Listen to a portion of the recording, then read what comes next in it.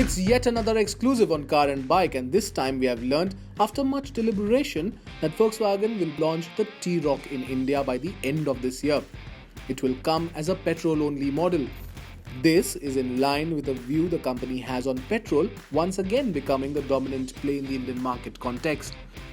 Sources in Europe have shared with Car and Bike that the Volkswagen T-Roc will be imported under the Indian government's scheme that allows 2,500 units to be imported without local homologation.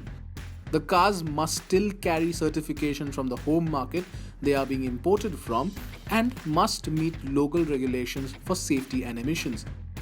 We expect the T-Roc to sit in the 17 lakh to 20 lakh rupees price bracket. The car to be offered in India will be fully loaded and therefore shall have a rather premium position. VW India would want to create desirability around the car since it will be positioned above the Hyundai Creta and below the Jeep Compass, making it a direct rival to the Tata Harrier. The T-Roc will come with a 2-litre TSI petrol motor mated to a 7-speed DSG dual-clutch automatic gearbox.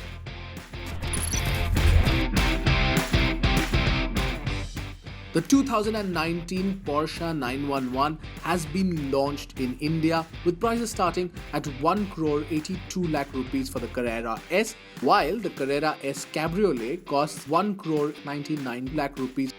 This is the 8th generation of the sports car and it comes to India just 6 months after its global debut.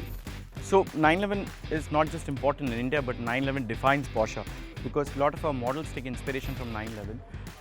Introduced in the year 1963, sold on the roads in 1964. Since then, there have been 8 iterations to this car. And as we tell in each generation, this is the best 911 ever built. This tagline also holds true for the car behind me, best 911 ever built. Does 0 to 100 in 3.5 seconds, horsepower of 450, 530 Newton-meter torque. The combination could not have been better. The new Gen 911 now gets horizontally opposed 6-cylinder petrol engines which have a new fuel injection system.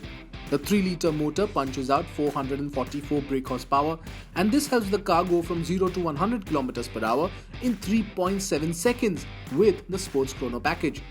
The 911 is based on a new platform. It's called MMB. Porsche has extensively worked on the platform using more aluminium at the rear for better weight distribution, and for the first time both variants of the new 911 get rear wheel steering for better agility and cornering. Top speed for the Carrera S is rated at 308 km per hour.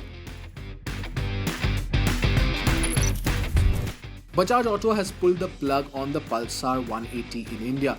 The popular selling motorcycle for the manufacturer has now been replaced by the 180F, which uses the same underpinnings as the standard 180, but gets the semi-fairing from its older sibling, the 220F. While Bajaj is yet to confirm the development, dealerships in Mumbai, Delhi and Pune have stated that the motorcycle has been discontinued and will only be available till stocks last. The Pulsar 180F is priced at 86,490 rupees. So if you love our videos, you've got to give us more power to bring you even more. And to do that, all you have to do is hit the subscribe button.